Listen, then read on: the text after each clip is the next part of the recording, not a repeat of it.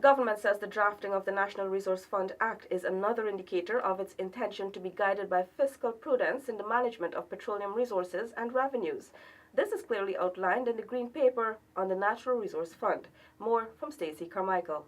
The government's Green Paper titled Managing Future Petroleum Revenues and Establishment of a Fiscal Rule and a Sovereign Wealth Fund, laid in the National Assembly on August 8, highlights that the drafting of the Natural Resource Fund Act required critical work to explore options for a fiscal rule.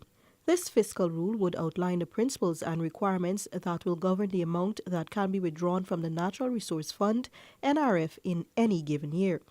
According to the Green Paper, adherence to the fiscal rule will secure the sustainability of the NRF in the process, ensuring that it can fulfill the stated objectives.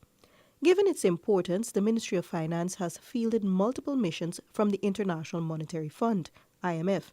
This began with an in-country scoping mission in the second half of 2017 and most recently in March 2018. The former focused on the need to strengthen capacity for the management of future oil revenues, assisting in the design of a roadmap for fiscal reforms leading up to first oil in 2020 and related public financial management reforms.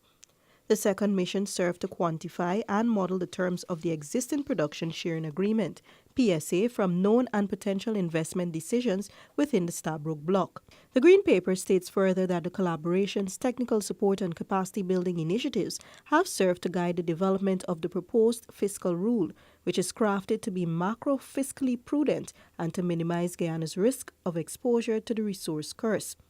The resource curse refers to the proposition that countries with an abundance of natural resources tend to have less economic growth, less democracy, and worse development outcomes than countries with fewer natural resources.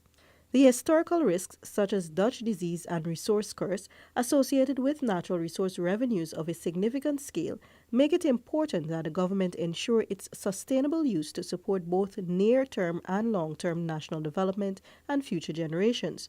The coalition government says it recognizes the importance of youth in shaping Guyana's future and the necessity of providing a secure future for their children and their children's children long after petroleum resources are exhausted, and is taking steps in this regard. For InfoHub, Stacey Carmichael.